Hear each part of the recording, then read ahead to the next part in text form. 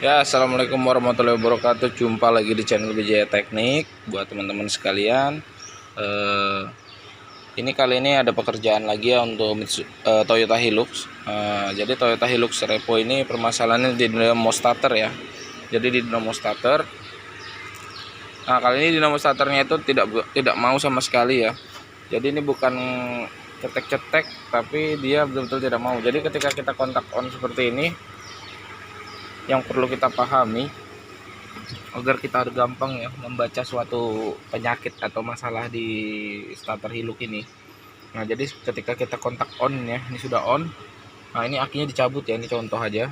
Jadi ketika kontak itu on, nah dia itu di sini muncul ya pastinya ya. Ini nyala di sini untuk kalau keadaan pintu terbuka gini kelihatan ya. Jadi ada gambar mobil dan pintu depan kanan terbuka.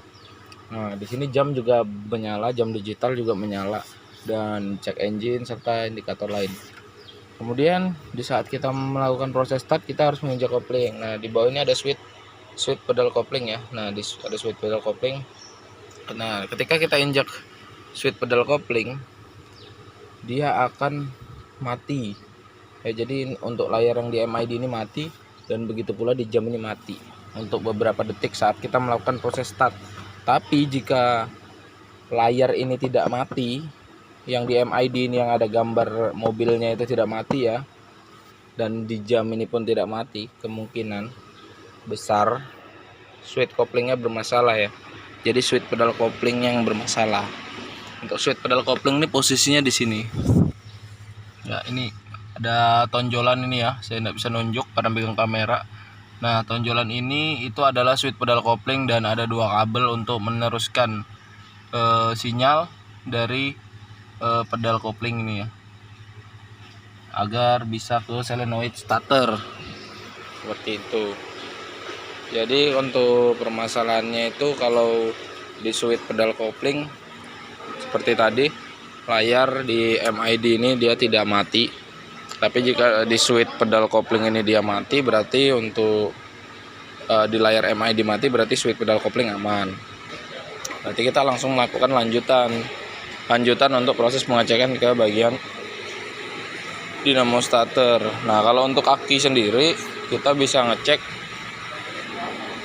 kita klakson ya. Kalau nyaring suaranya masih biasanya aman untuk pengecekan kasarnya aja. Tapi kalau untuk mau pengecekan yang lebih valid ya, kita menggunakan avometer, menggunakan satuan volt. Kalau dia masih berada di 12 volt ke atas, 12, sekian, enggak di bawah 12, itu masih aman ya, berarti aki masih fit. Nah, ini kali ini yang mobil ini starternya yang dibongkar ya. Jadi ini starter kita lepas, sudah kita copot. Untuk starternya masih proses repair,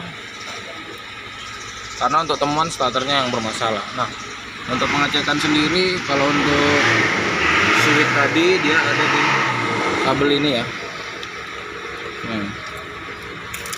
Sorry, agak susah karena tempatnya memang terbilang sempit. Nah, ini ada switch di sini yang ke solenoid. Nah, ini pengecekannya di sini. Kalau di starter, pedal kopling diinjak, kita posisi kontak starter di sini harus nyala lampunya ya. Kalau kita menggunakan touchpen ngecek tuh dia harus nyala lampu touchpen kita. Kalau enggak berarti ada permasalahan. Mungkin di MID dia bisa mati ya, karena untuk switch yang di pedal kopling berfungsi. Namun kalau ada keputusan kabel di daerah di belakang dari soket ini, ada kabel yang putus, itu bisa juga sinyal tidak nyampe ke sini ya. Nah, jadi lebih akuratnya kita cek juga di bagian sini. Oke, itu tadi tipsnya untuk pengecekan dinamo starter Hilux. Namun kalau misalkan dinamo starter itu masih tidak bisa juga, berarti kita bisa memvonis dinamo starternya, entah di bagian solenoid atau di bagian karbon brusnya yang bermasalah.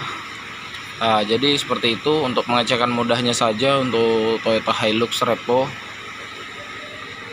Buat teman-teman yang memiliki Hilux Repo ya, jadi nggak usah pusing-pusing gonta-ganti aki, nanti malah beli aki salah vonis, taruhan dicek secara detail dulu seperti itu. Oke, terima kasih sudah menyaksikan. Assalamualaikum warahmatullahi wabarakatuh.